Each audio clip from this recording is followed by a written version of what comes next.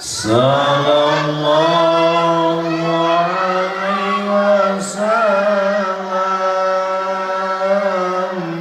Sallallahu ala Muhammad. Sallallahu alaihi wasallam. Ini disebut sholawat apa, Bu? Namanya sholawat apa? Sholawat Jibril. Kenapa disebut sholawat Jibril, Bu? Kenapa disebut sholawat Jibril, Pak? Dalam kitab Irsadul Ibad dijelaskan ketika Nabi Adam alaihi wasallam mau menghalalkan ibu Siti Hawa, lalu malaikat Jibril membisikkan sholawat. Adam, dibaca dulu sab'ina marotan 70 kali ini sholawat. Maka secara otomatis ibu Siti Hawa menjadi halal. Maka malaikat Jibril langsung mengajarkan sholawat sallallahu ala sayyidina Muhammad, sehingga sholawat ini disebut dengan sholawat Jibril. Karena sholawat ini pertama kali dibisikkan oleh malaikat Jibril kepada Nabi Adam untuk menghalalkan ibu Siti Hawa. Eta ibu pilih naroskeun, kenapa disebut sholawat Jibril? Kira-kira kalau ibu punya anak gadis dipinang dengan sholawat, mau enggak? Ibu, kalau ibu punya anak gadis mas kawinat cukup sholawat 70 kali, mau enggak? Saya tanya ke santri di pesantren, gimana santria? Pak Haji nggak mau. Kenapa? Karena saya adalah umat Rasulullah Sallallahu Alaihi Wasallam. Kenapa gitu? Kalau santri mah kan punya dalil. Rasulullah Sallallahu Alaihi Wasallam menikah dengan ibu Khadijah. Menikah dengan ibu Khadijah, mas kawinnya 100 ekor unta. Ulah nganggap kanjeng Nabi miskin kan. Rasulullah SAW itu beliau luar biasa, jago dagang, Bu. Mas kawinnya ketika menikah dengan ibu Siti Khadijah 100 ekor unta. Kira-kira 1 ekor unta berapa nih harganya sekarang, Pak? Unta berapa harganya sekarang, Pak? Sekitar 50 juta dikali 100 berapa, Bu? Hitung seberapa? 5 miliar. Mas kawin yang diberikan oleh Rasulullah kepada ibu Siti Khadijah. Gimana, mending dengan sholawat atau dengan 100 ekor unta? Makanya ulama termasuk saya nih diijazah oleh Pak Kiai saya, guru saya, tolong amalkan sholawat Jibril 1000 kali. Kalau bapak dan ibu punya masalah, terutama masalah perekonomian, supaya rezeki lancar, usaha lancar, amalkan setiap pada isya atau pada tahajud, yang penting malam hari 1000 kali, berarti 1000 kuriring tasbih. 1000 atau 100? 100 kuriring tasbih atau 10 kuriring tasbih, Bu. Kan 1 kuriring 100 leres deh, kali 10 1000. Jadi silahkan amalkan, saya ijazah nih ke jamaah nih, amalkan sholawat Jibril 1000 kali setiap pada sholat isya. Sallallahu ala sayyidina Muhammad, sallallahu ala sayyidina Muhammad, sallallahu ala sayyidina Muhammad. Mung sakitu pondok sallallahu ala sayyidina Muhammad, sallallahu ala sayyidina Muhammad, sallallahu ala Muhammad. Berjamaah sallallahu alaihi wasallam, sallallahu ala Muhammad,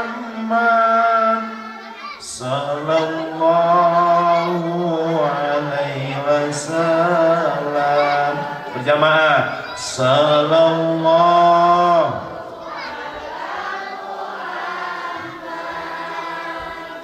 sallallahu alaihi wasallam, sallallahu ala Muhammad, sallallahu alaihi wasallam. Ilahi anta maksudi waridoka matlubi'atini mahabbataka wa ma'rifataka kabhaya insan kabhaya insan kabhaya insan kabhaya insan kabhaya insan. Ya Allah ya Karim ya Yuhin ya Alim, Allahumma ya qadiyal hajat, amin. Allahumma ya kafiyal muhimat, Allahumma ya dafi'al baliyat, Allahumma ya syafiyal amrad, Allahumma ya rafi'ad darajat fid dunya wal akhirah. Tasodiq ikdi hajati ya Allah. Sampaikan dalam hati kita semua hajat, semua keinginan kita kepada Allah Subhanahu wa taala. Tasodiq ikdi hajati ya Allah, ya Allah, ya Allah, ya Allah, ya Allah, ya Allah, ya mujibas sa'ilin ya Allah. Berkah ya Allah Ar-Rahman ya Allah ya Rahman. Nas'aluka ijabah al-Fatihah. A'udzu billahi minasy syaithanir rajim. Bismillahirrahmanirrahim. Alhamdulillahi rabbil alamin. Ar-Rahmanir Rahim. Maliki yaumiddin. Iyyaka na'budu wa iyyaka nasta'in. Ihdinas siratal mustaqim. Siratal ladzina an'amta 'alaihim ghairil maghdubi 'alaihim waladdallin. Alhamdulillah, istajib doana. Mudah-mudahan doa kita semua dikabulkan oleh Allah. Bapak Ibu jamaah Masjid Baitur Rahman yang dimuliakan oleh Allah, alhamdulillah dengan izin Allah pada malam ini kita bisa berkumpul dalam rangka tholabul ilmi. Mudah-mudahan Allah Subhanahu wa taala memberikan kesehatan, sehat lahir wa ima batin. Allah memberikan kekuatan iman untuk istiqomah dalam ketaatan. Sudah tentu harapan besar kita, semoga kita meninggal dalam keadaan husnul khatimah. Bapak Ibu hadirin yang dirahmati oleh Allah, sadar ataupun tidak, makin tambah usia makin tua. Kira-kira yang paling pas bahasanya makin tua, tambah usia atau sudah senja? Halo Ibu, sadar tidak sadar, makin tambah usia, kira-kira yang paling tepat sudah tua, lanjut usia, atau sudah senja Pak? Kahayang.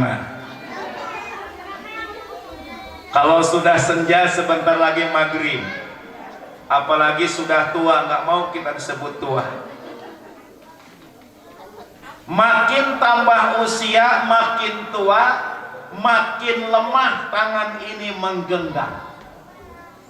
Ini adalah pelajaran dari Allah Subhanahu wa Ta'ala, supaya kita sudah mulai melepaskan cinta terhadap dunia. Otomatis di dunia ini yang kita cintai di dalamnya ada apa? Ada harta dan jabatan. Ciri-ciri orang yang hubudunnya, orang tersebut ingin selalu panjang umur untuk memamerkan hartanya, untuk menikmati jabatannya, bahkan berusaha supaya langgeng jabatannya. Ini ciri-ciri orang yang hubudunnya selalu ingin hidup dipanjangkan oleh Allah Subhanahu wa Ta'ala. Bapak suka milad Pak, ulang tahun gitu Pak. Ibu suka milad nggak Bu? Mengadakan acara ulang tahun, selamat ulang tahun, semoga panjang. Ini doa yang salah. Kalau berdoa jangan sampai ingin berdoa panjang umur Bu. Orang ingin panjang umur itu merupakan bukti hubudunnya, bukti cinta terhadap dunia. Apa yang harus kita lakukan yang paling tepat? Sudah tentu yang paling tepat kita berdoa, ya Allah berkahkan umurku. Bukan panjang tapi barokah. Inna sa'adata kula sa'adati tulul umri bi ta'atillah, kata Rasul. Sesungguhnya kebahagiaan di atas kebahagiaan, bagja pisan. Bukan karena kita banyak harta dan tinggi jabatan, tapi kata Rasul, kebahagiaan yang sesungguhnya tulul umri fi ta'atillah, panjang umur dan dipakai taat ibadah kepada Allah Subhanahu wa Ta'ala. Makanya doa yang paling tepat bukan ingin panjang umur, tetapi doa yang paling tepat ingin diberkahkan umur oleh Allah Subhanahu wa Ta'ala. Contoh kaum yang hubudunnya, kaum Bani Israel, kaumnya Nabi Musa alaihi salam. Di dalam Al-Quran surat Al-Baqarah ayat 96, Bani Israel mengatakan, yawadu ahaduhum lau yu'ammaru alfasana. Masing-masing mereka menginginkan kepada Allah diberi umur 1000 tahun lagi. Jelas bahwa Bani Israel merupakan kaum yang hubudunnya Pak, sampai lancang minta kepada Allah umur ingin 1000 tahun lagi. Kira-kira Bapak mau nggak umur 1000 tahun lagi Pak? Mau 1000 tahun lagi Bu umur, mau Bu? Rek sabaraha poe deui. Di dalam sebuah kitab saya baca nih, dalam kitab tasawuf ada sebuah kisah. Di Baghdad ada seorang istri solehah, muda dan cantik, masih gadis. Lalu dipinang oleh seorang saudagar kaya namanya Abdullah dari Basrah. Kalau dulu orang kaya itu Pak disebut saudagar, jelas pengusaha, betul nggak Pak?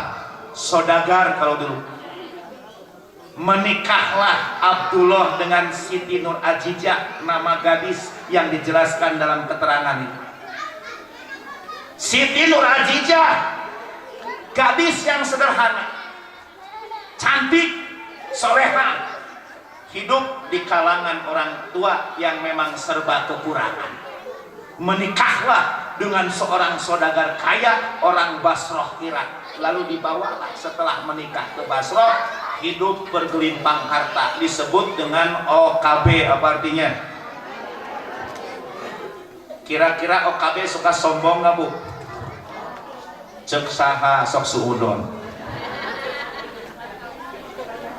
Siti Nur Ajijah ketika hidup bermewah-mewahan dengan suaminya sampai dia lupa berdoa kepada Allah, ya Allah berilah aku hidup 1000 tahun lagi, ingin menikmati kemewahan dengan suamiku ya Allah. Gitu tabu nu beunghar teh sok lupa diri. Betul nggak Bu? Setelah Siti Nur Ajijah berdoa kepada Allah ingin hidup 1000 tahun lagi, berarti jelaskan hubudunnya ini. Ini hubudunnya karena ingin hidup 1000 tahun lagi. Tiba-tiba datanglah seorang nenek-nenek yang sudah bongkok Pak. Si nenek datang, Neng, nenek sudah beberapa hari belum makan, tolong berilah nenek makanan. Siti Nur Ajijah lalu dia mengambil piring dengan makanan, kalau sekarang nasi lah. Lalu piring tersebut yang isinya makanan diberikan kepada si nenek yang tadi. Coba lihat nih, coba lihat tangan saya. Begitu si nenek menerima piring dengan makanan sampai begini. Cung-cung ada yang sudah begini? Ngadeg-deg, ngageter. Aya nu kieu.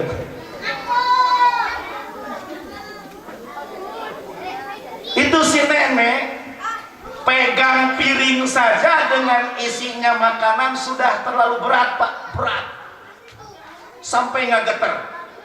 Ibu ge sih karena sok ngageter lamun menang duit di saraki sok kieu tah. Bapak Ibu hadirin yang dirahmati oleh Allah, setelah itu si nenek langsung mulai makan. Begitu memasukkan makan ke mulut, ngunyahnya lama karena giginya sudah hilang semua. Ketika ngunyahnya lama, lalu dia mulai menelan. Begitu menelan makanan, kabayang Pak legugan si nenek, tuturkeun ayeuna ku cai. Satu suap saja makanan, itu nenek-nenek sudah merasa capek Pak. Sampai Siti Nur Ajijah tanya, Nek, kalau boleh tahu ini nenek umur berapa tahun? Neng, kalau Neng percaya nenek sekarang usia sudah genap 100 tahun. Itu usia yang 100 tahun Pak, geus ripuh gitu. Apalagi kalau usia 1000 tahun siga kumaha Bu. Kebayang oleh kita. Ternyata nenek-nenek tersebut adalah malaikat yang diutus oleh Allah Subhanahu wa ta'ala untuk memberikan pelajaran kepada Siti Nur Ajijah yang pada saat itu sombong, lupa diri dengan hartanya, timbul hubudunya sampai minta kepada Allah ingin hidup 1000 tahun lagi. Jadi jelas bahwa ciri-ciri orang yang hubudunya ingin selalu panjang umur untuk memamerkan hartanya, untuk melanggengkan kekuasaan. Mata geus kolot mah Pak cicing bae lah. Setuju nggak Pak? Setuju nggak Bu? Gus aki-aki masih kena nyalek. Gus aki-aki masih kena nyalon untuk jadi pejabat Pak. Silahkan yang muda di depan, yang tua di belakang. Insya Allah. Termasuk Masjid Baitur Rahman ini bagus sekali, regenerasi. Giliran dengan syarat yang lama tetap ada, betul nggak? Bersama-sama memajukan daerah. Insya Allah. Bapak Ibu hadirin yang dirahmati oleh Allah Subhanahu wa taala. Sampai Rasulullah mengatakan dalam hadisnya, likulli ummatin fitnah. Setiap umat itu ada fitnahnya. Wa fitnatul ummati al-malu. Fitnah umatku, kata Rasul, adalah harta. Awas garis bawah. Makanya mohon maaf, di akhir zaman ini banyak sekali umat Rasulullah yang kena fitnah harta dan jabatan sampai dia lupa kepada Allah Subhanahu wa taala. Terjadi ini, Bu. Rata-rata, Bu, nutara ka masjid teh jalma nu loba duit jeung nu tinggi jabatan. Betul nggak? Betul nggak? Jadi kalau orang kaya masih resep kene ka masjid, pejabat masih resep datang kene ka masjid, ini istimewa dan luar biasa. Karena rata-rata orang kaya nggak mau datang ke masjid. Rata-rata pejabat nggak mau datang ke masjid.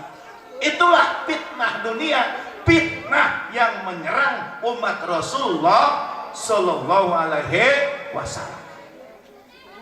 Inilah yang dikhawatirkan oleh Rasulullah. Banyak umat beliau yang tertipu dengan dunia.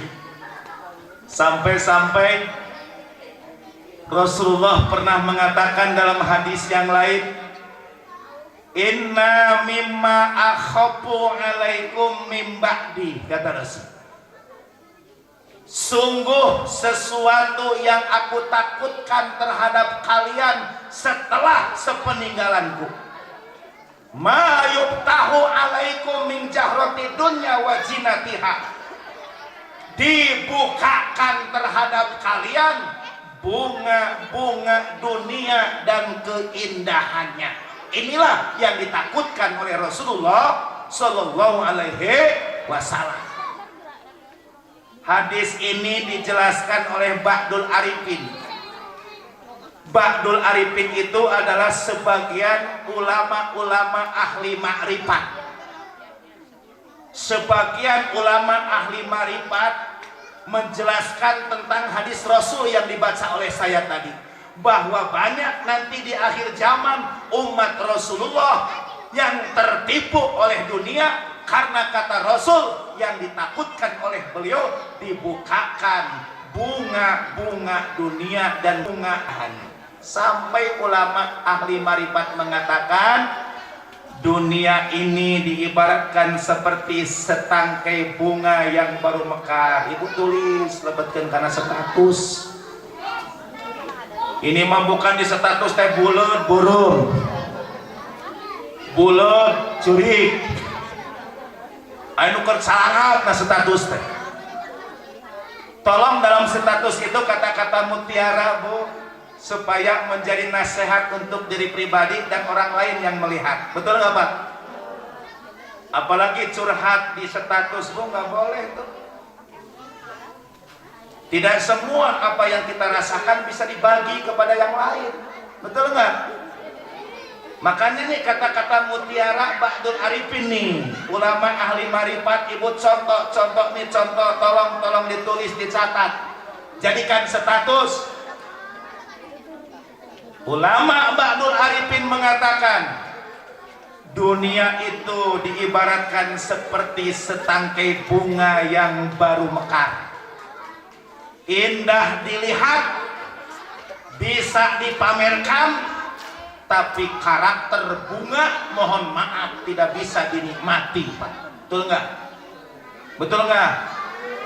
Seindah apapun bunga, seharum apapun bunga, hanya bisa kita lihat dengan indah, dicium, harum, terus bisa kita pamerkan kepada yang lain bahwa kita punya bunga, tapi sayang karakter bunga tidak bisa kita nikmati. Ayah nu resep karena kembang di daharan ayah. Ayah, Bu, baheula mah ayah si Susana. Inilah karakter bunga. Makanya Bapak Ibu mohon maaf ini, Ibu senang nggak kalau punya suami romantis, Bu? Ibu senang kalau punya tipe suami yang romantis? Kira-kira suami ibu sekarang tipenya romantis atau kaku? Pak, Bapak sekarang merasa jadi suami yang romantis atau kaku, Pak? Apa? Jadilah suami yang romantis, Pak. Sunnah Rasulullah. Rasulullah itu tipe suami yang romantis, Bu. Sampai-sampai kebiasaan Rasulullah, sampai Rasulullah mengatakan kepada istrinya apa? Ya Humairah, Siti Aisyah. Karena memang Siti Aisyah itu cantik, Bu, pipinya kemerah-merahan, disebut ya Humairah. Ibu disebut suami apa, Bu? Terus kebiasaan Rasulullah, Bu. Ini Pak, nih contoh nih Pak. Ketika Rasulullah berangkat dan pulang ke rumah, kemanapun Rasulullah pergi, Pak, kalau pulang ke rumah pasti Rasulullah bawa oleh-oleh untuk istri dan anaknya. Bapak sok itu Tara. Bapak pulang dari kantor, soalnya pulang kerja, osok mawa naon, martabak naon.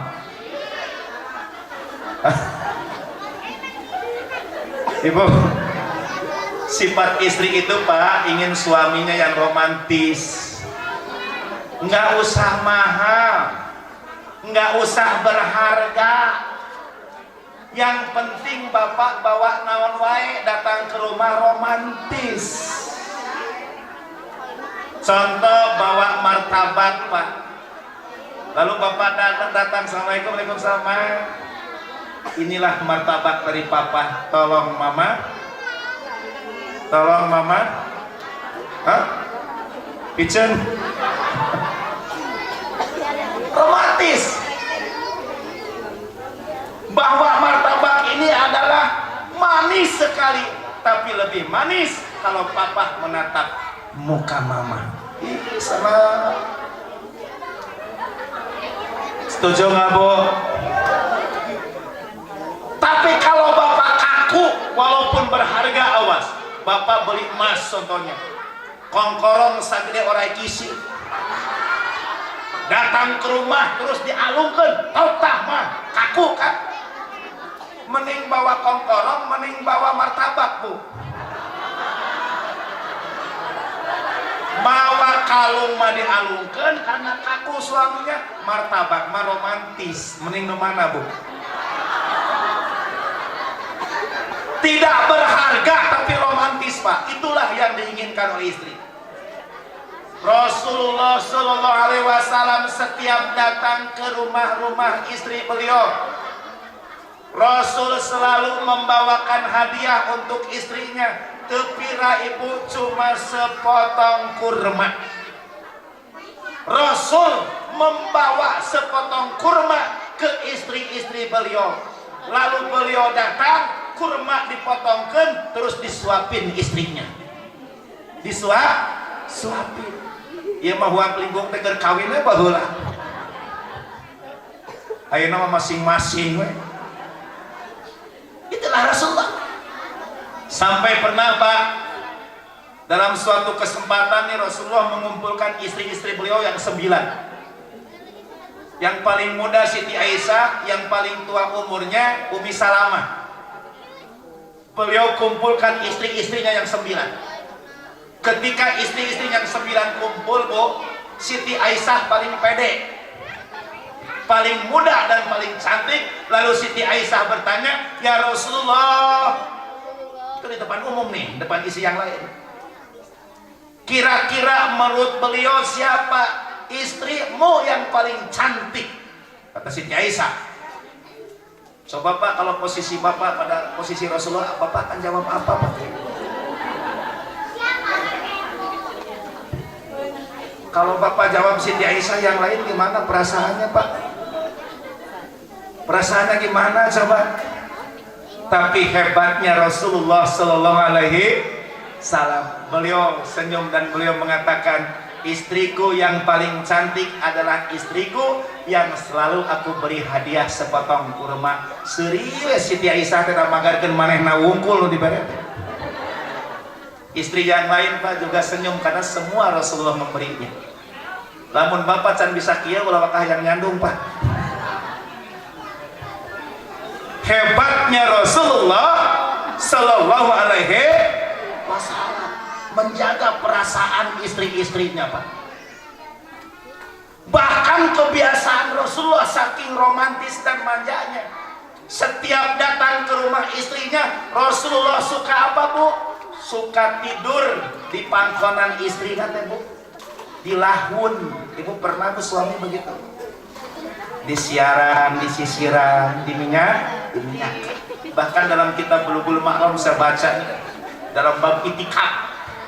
Dalam bab itikaf Rasulullah itu niat itikaf masuk masjid. Itu rumah Rasulullah yang sekarang jadi makam Rasul, itu rumah beliau. Itu rumah beliau. Makanya begitu buka pintu rumah beliau langsung Rasul sampai ke masjid.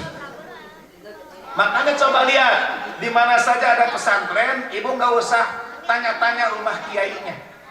Pasti rata-rata rumah kiai di pesantren rumahnya yang dekat masjid Pak.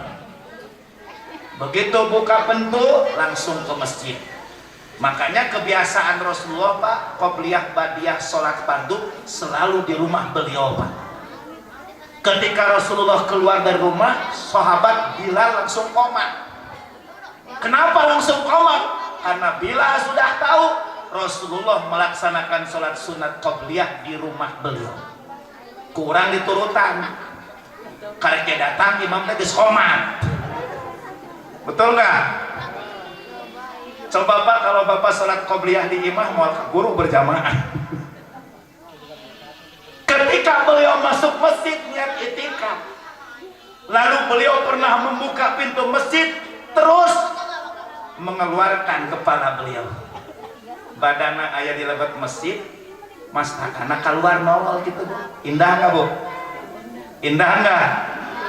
Lalu mengambil haluka ya Humairah. Sini ya Humairah. Siti Aisyah sudah paham Pak, karena kebiasaan Rasulullah itu ingin selalu rambutnya diminyak. Karena rambut Rasulullah panjang sampai ini Pak. Apa ini? Sampai pundak beliau.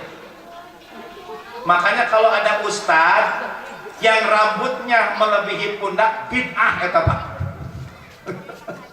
Ugo ustadz gondrong kan? Orang jam siga awewe ka dieu bid'ah. Kumaha lamun ustadz nu gundul sarua bid'ah Pak.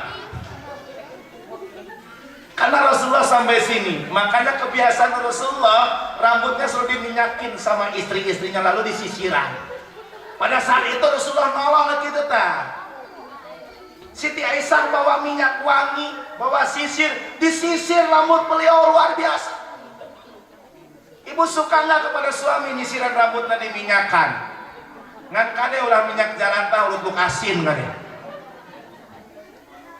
Bapak Ibu hadirin yang dirahmati oleh Allah Subhanahu wa taala, kalau bapak mau romantis yang tepat Pak, biar istri senang.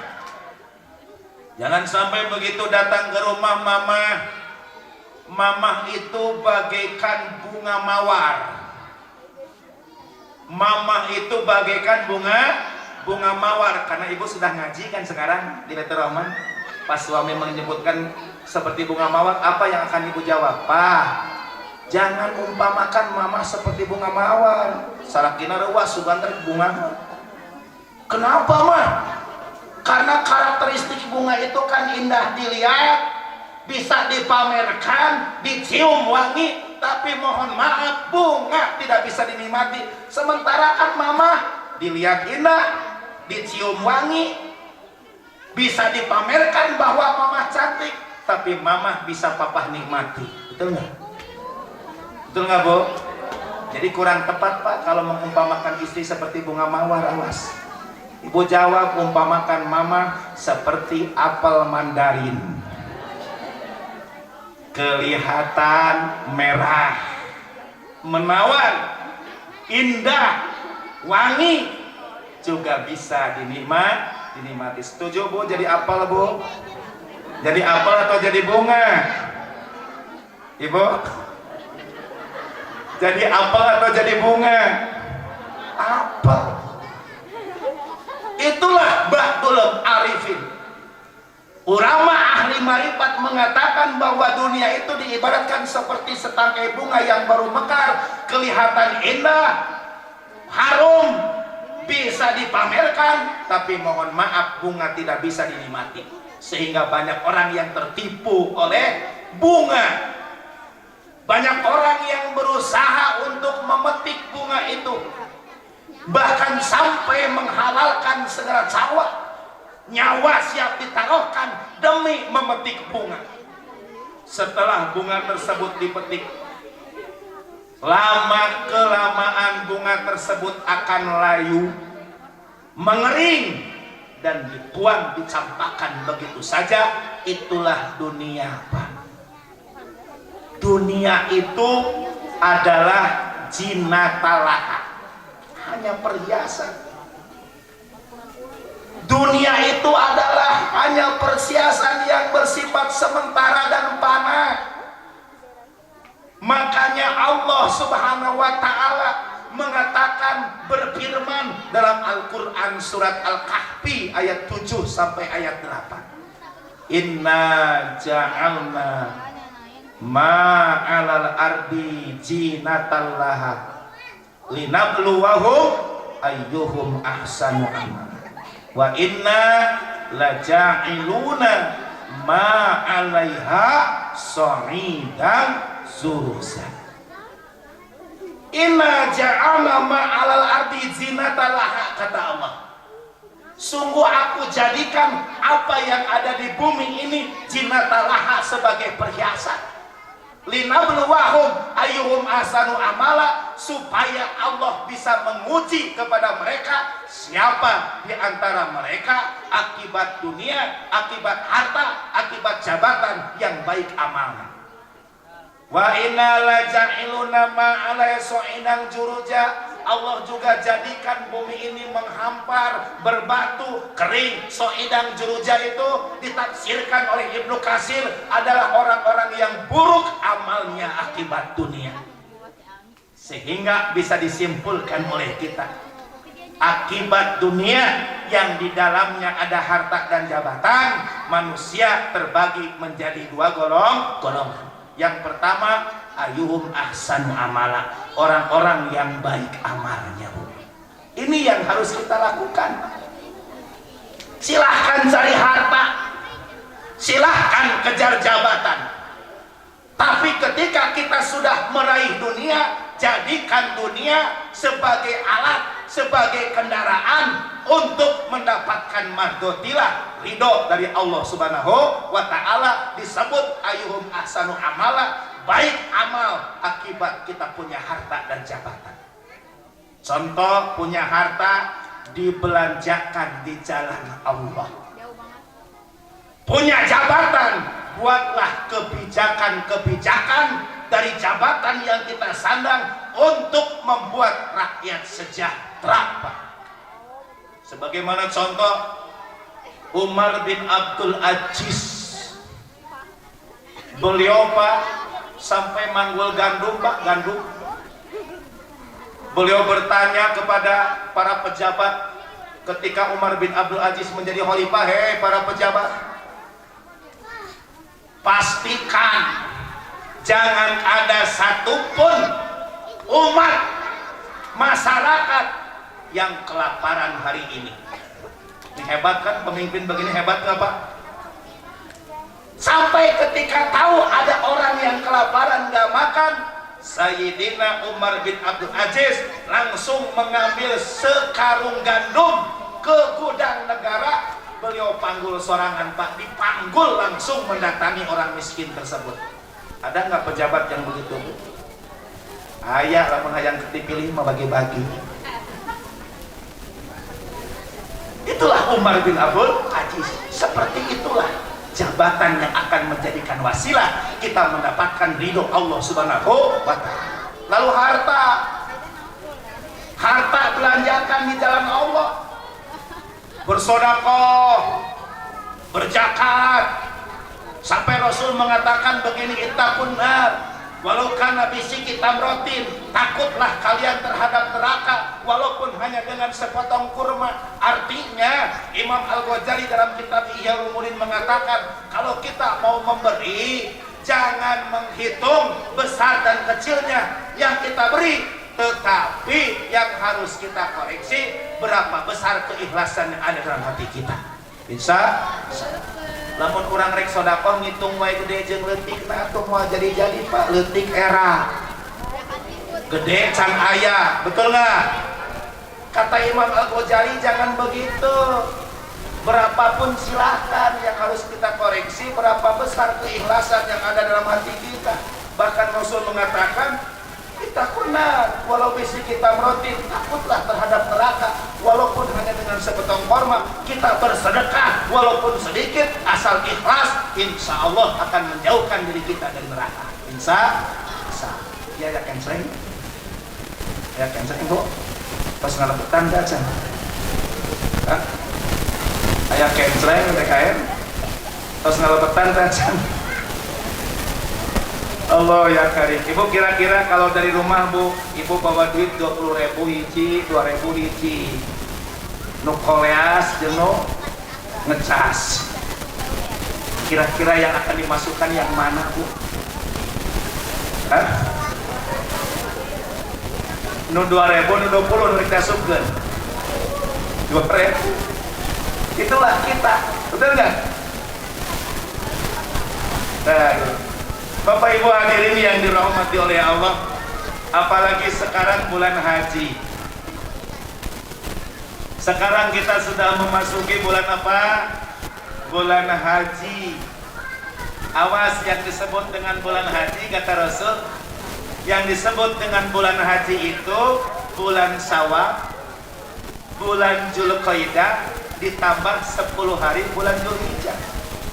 Ternyata bulan Dzulhijjah yang terkenal bulan haji itu hanya 10 hari Pak. Kenapa terkenal? Karena memang puncak ibadah haji di bulan Dzulhijjah. Padahal bulan haji itu dari mulai bulan Syawal. Bulan Syawal itu termasuk bulan haji. Bulan Dzulqa'dah termasuk bulan haji, ditambah 10 hari bulan Dzulhijjah. Begitu masuk bulan haji, nih sekarang kita udah masuk bulan Dzulqa'dah ya. Begitu masuk bulan haji, ada 2 ibadah yang memerlukan materi. Ini kesempatan kita ketika kita punya harta, belanjakan di jalan Allah supaya apa? Ayyuhum ahsanu amala. Kita termasuk hamba-hamba Allah yang baik amalnya. Harta menjadikan wasilah kita mendapatkan ridho Allah, selamat barokah dunia akhirat.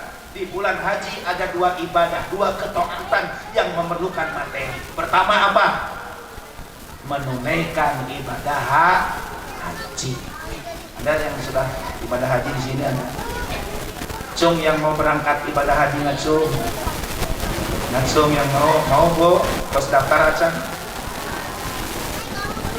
Yang daftar sekarang waiting list Kabupaten Bandung sudah 30 tahun. Waiting list menunggunya Ibu kalau daftar sekarang 30 tahun kemudian baru berangkat.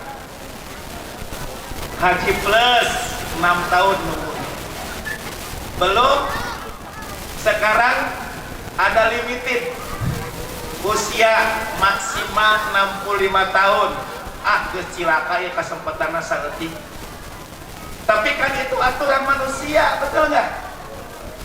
Aturan Allah kan tidak begitu Pak. Aturan manusia mah bisa dirobah. Sampai saya banyak yang menitipkan santri ke pesantren nih, ke Sayati. Kebetulan pesantren kan belum punya formal Bu, cuma ngaji saja. Ada orang tua yang datang, Pak Haji ini saya mau nitipkan anak nggak mampu, mari jeung teu mampu moal mayar nanyakeun ijazah deh. Dapat ijazah SMP teh di dieu kan gitu. Saya tanya, ibu pengen ijazah atau pengen anak soleh? Kan begitu. Udah soleh mah hesek, ijazah mah gampang Pak. Coba kita lihat Pak, banyak orang yang nggak tamat SD sekarang sudah S2. Nggak tamat SD tapi sekarang sudah sarjana. Kenapa? Karena ada kemudahan, itu aturan manusia. tinggal ngiringan paket gampang. Setahun paket A, setahun paket B, setahun paket C, kuliah wae. Jadi we sarjana. Mata sekarang banyak sarjana yang tidak berkualitas. Betul nggak? Betul nggak? Ya kadang kan orang teu apal, ieu teh cenah sarjana, mira sakolana. Maka urusan ijazah mah urusan manusia, yang susah kan anak soleh. Sehingga bapak dan ibu jangan khawatir, walaupun memang birokrasi ibadah haji susah, ayat ku ayana duit mah, tapi geuning birokrasinya susah sekali. Nggak ada perkara yang susah mungguh Allah. Kalau Allah sudah mentakdirkan, innama amruhu idza arada say'an ayyaqula lahu kun fayakun. Nu penting mah urang mah daftar ngadoa ka Allah. Ibu terus daftar acan. Atas ngadoa, nu acan ngadoake, nu acan kita doakan. Bismillahirrahmanirrahim jamaah. Allahumma balikna makata wal arafata wal madinata. Itu doanya Bu, amalkan silahkan. Abdi teh pikeun ngora keneh ngamalkeun doa ieu teh. Diijazah oleh kiai Pak. Kalau kamu ingin berangkat ke tanah suci haji ataupun umroh, amalkan doa ini. Allahumma balikna ya Allah, sampaikan kami makata ke kota Mekah, wal arfata wukuf di Arafah, wal madinata roh ke makam Rasulullah di Madinah. Bismillahirrahmanirrahim. Allahumma baligna makata wal arafata wal madinata. Mau diamalkan insya Allah. Terus ada lagi selain doa ini. Selain doa ini ada lagi, perbanyak talbiyah. Perbanyak baca talbiyah pada maghrib sampai isya, kata kiai. Labbaik Allahumma. Apa talbiyahna Bu? Apa? Talbiyah apa teh? Ieu daftar acan talbiyah teu apal. Bismillahirrahmanirrahim berjamaah. Labbaik Allahumma labbaik. Labbaik la syarika laka labbaik. Innal hamda wa ni'mata laka wal mulk la syarika lak. Talbiyah diamalkan setiap pada maghrib sampai isya. Tapi tok tarik teuing Pak bisi kadengian ku tatangga. Dapat acan kan gitu.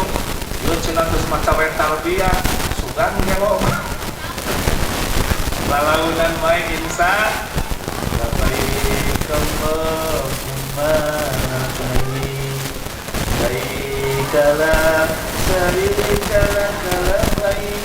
Innal hamda wa ni'mata wal mulka la syarika lak. Jamaah. Baik Allahumma labbaik. Baikala syarikala labbaik. Innal hamda wa ni'mata wal mulka la syarika lak. Jamaah.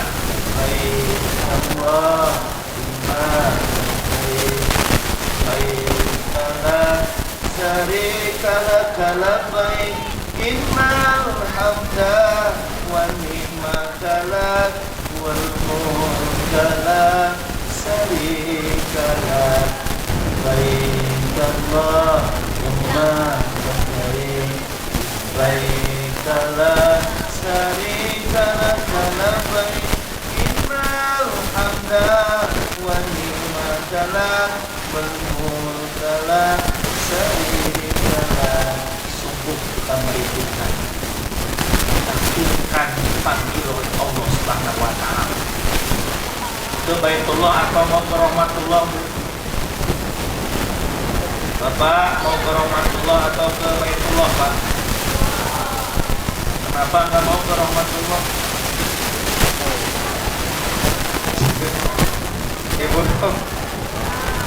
kita bisa dibayangkan ya Allah betapa bahagianya ketika kita dipanggil oleh Allah menjadi bagian jemaah haji Indonesia yang memakai baju batik kebanggaan haji Indonesia, membawa dengan kantong bendera Indonesia, di bawahnya ada nama Emen bin Imin. Luar biasa. Yang kita rindukan. Makanya bahasanya doa yang saya pakai Allah baliknya makata buat arafah wal kita terus berbanyak talbiyah. Setiap mendapati Allah kita dipanggil oleh Allah. Jangan sampai ada orang yang menolak salah. Ya Allah, tolong ya Allah takdirkan aku bisa berangkat ke Arab. Ke Arab. Soalnya kurang tepat ditakdirkan ingin ke Arab jadi TKW itu. Makanya kalau berdoa yang tepat Pak, ingin berangkat haji lah ke tanah suci. Insya Allah. Dibayangkan sekarang ya Allah yang karim. Sekarang itu jemaah haji sudah persiapan untuk menuju puncak peribadahan. Wukuf di Arafah, maghrib di Muzdalifah, terus Jamarat di Mina. Tanggal 8 Zulhijjah jemaah haji sudah mulai mikot. Mikot itu setar memakai baju ihram, sholat ihram 2 rakaat, terus niat labbaik Allahumma hajjah. Tanggal 8. Kalau Rasulullah disebut tanajul, Pak. Tanajul itu sunnah Rasulullah. Kalau tanajul itu setelah mikot di tempat masing-masing tanggal 8 Zulhijjah, jemaah langsung berangkat ke Mina. Jadi malam tanggal 9 yang tanajul itu bermalam di Mina. Pagi-pagi tanggal 9 menuju Arafah untuk wukuf pada duhur sampai terbenam matahari. Kalau haji reguler berapa? Kalau haji plus masih tanajul. Kalau haji reguler setelah mikot di hotel langsung berangkat menuju Arafah, tidak ke. Kenapa langsung ke Arafah? Kalau semua tanajul jemaah haji yang jumlahnya jutaan besok hari dari Mina berangkat ke Arafah bisa macet, Pak. Kalau macet nanti kesiangan tidak bisa wukuf. Kalau tidak wukuf otomatis tidak jadi haji. Karena kata Rasulullah SAW, Al-Hajjul Arafah, haji adalah Arafah. Makanya jemaah haji reguler dari hotel langsung dibawa ke Arafah, tidak diundang.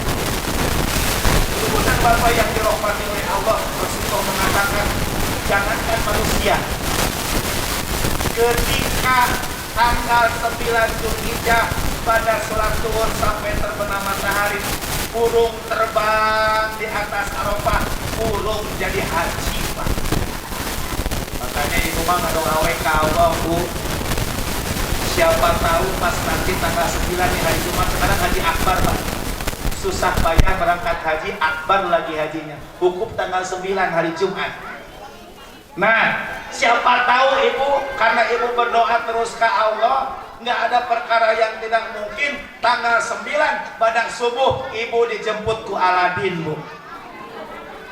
Aladin mawa sajadah, ibu naik. Allah ya kan. Makanya tanggal 8 disebut dengan puasa Yaumut, disebut dengan Yaumut Tarwiyah. Ibu bapak, saya sarankan tanggal 8, 9 puasa sunnah. Terus dari tanggal 1 gimana? Boleh, tapi hadis khususnya 2. Kalau tanggal 1 itu hadisnya Rasulullah itu mengatakan Allah sangat mencintai orang-orang yang berbuat kebaikan, beramal soleh 10 awal bulan Zulhijjah. Makanya ulama banyak yang mencontohkan silahkan puasa mulai tanggal 1 Zulhijjah. Maksudnya puasa bagian daripada amal soleh. Tapi perintah puasa khusus nggak ada Pak dari mulai tanggal 1. Yang ada khusus perintah puasa itu tanggal 8, tanggal 9 Zulhijjah. Tanggal 8 ibu niat puasa Yaumut Tarwiyah. Apa Bu? Apa itu Tarwiyah? Malam tanggal 8 Nabi Ibrahim bermimpi putranya Ismail untuk dikurbankan. Pagi harinya Yarwi itu bertanya kepada diri pribadi, ini mimpi dari Allah atau dari setan? Ini takut dari setan. Makanya tanggal 8 disebut Tarwiyah. Yang kedua, ada yang mengatakan bahwa tanggal 8 para jemaah haji di Mina mengumpulkan makanan, mengisi kantong-kantong air untuk dibawa ke Arafah. Persediaan mengumpulkan makanan disebut dengan Tarwiyah.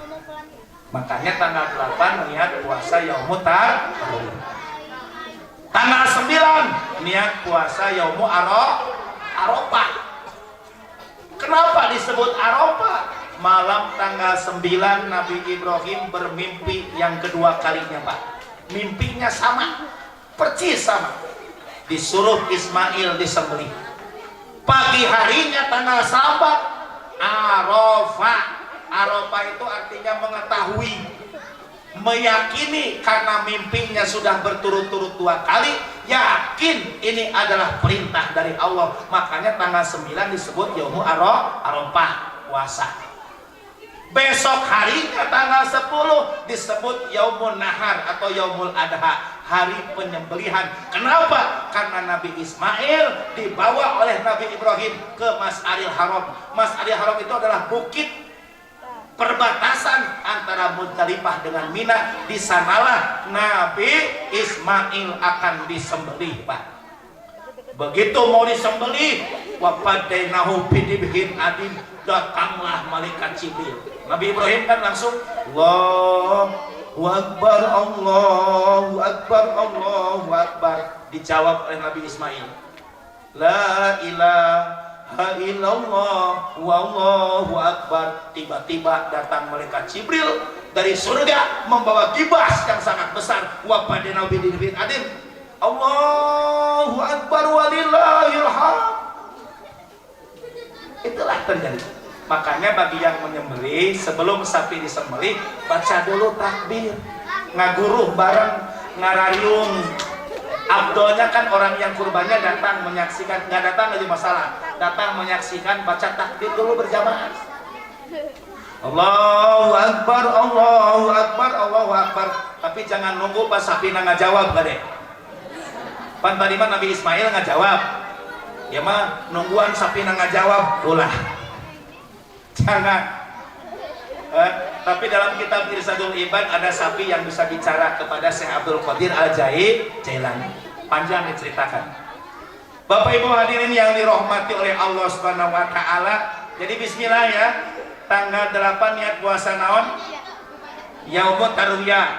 Tanggal 9 niat puasa Yaumul Arafah. Ciptakan suasana Ramadan di rumah kita. Sahur berjamaah, buka berjamaah, insya Allah barokah. Jadi kiparat dosa.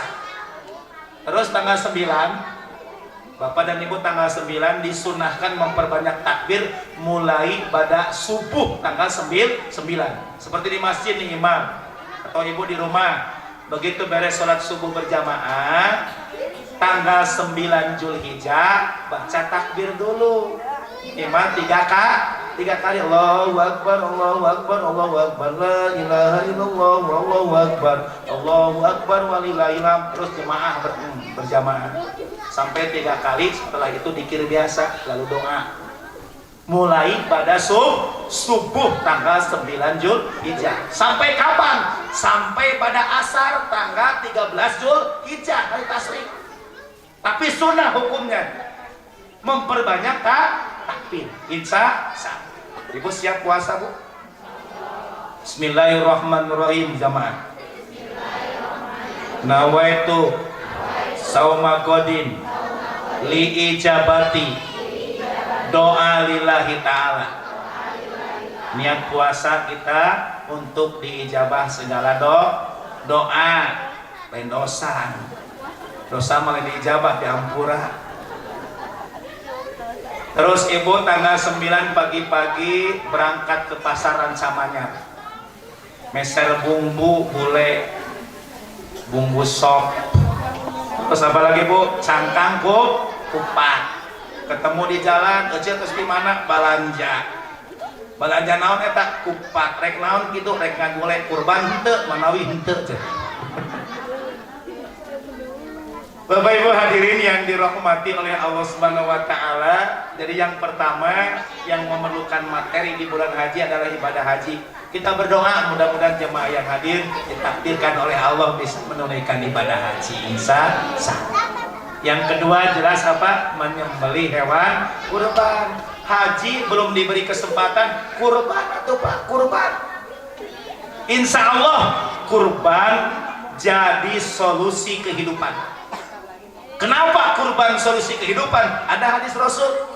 Ala innal udhiyata minal a'malil munjiyati tungji sahibaha min sari dunya wal akhirah, kata Rasul. Ingatlah, sesungguhnya menyembelih hewan kurban itu minal a'malil munjiyati, sebagian amal yang akan menyelamatkan. Tungji sahibaha min sari dunya wal akhirah, akan diselamatkan orang yang berkurban dari keburukan dunia dan akhirat. Hadis ini memberikan khobar kepada kita supaya kita semangat untuk berkurban. Insya Allah kurban jadi solusi kehidupan.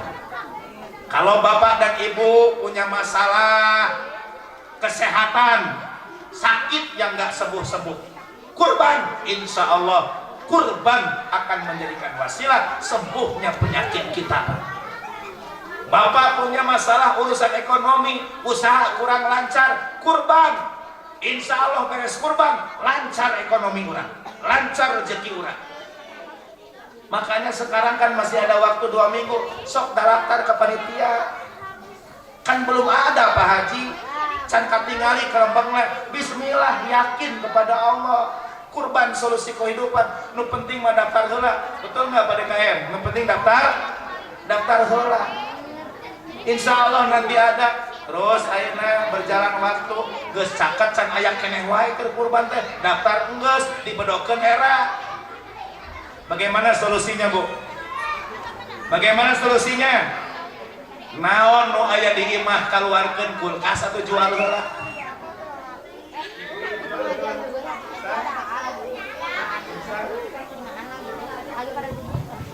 Oh ada.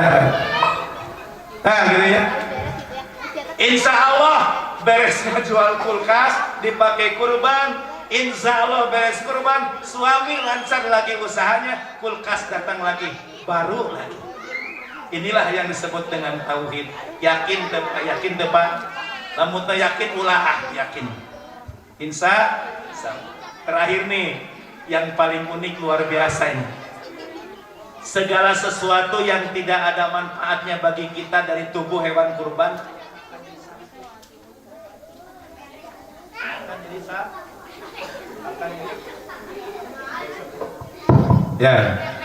akan menjadi saksi di pengadilan Allah. Apa yang tidak manfaat? Contoh tanduk hewan kurban. Kira-kira panitia pernah ada orang yang minta tanduk sapi, rek di sop tanduk sapi, ada nggak?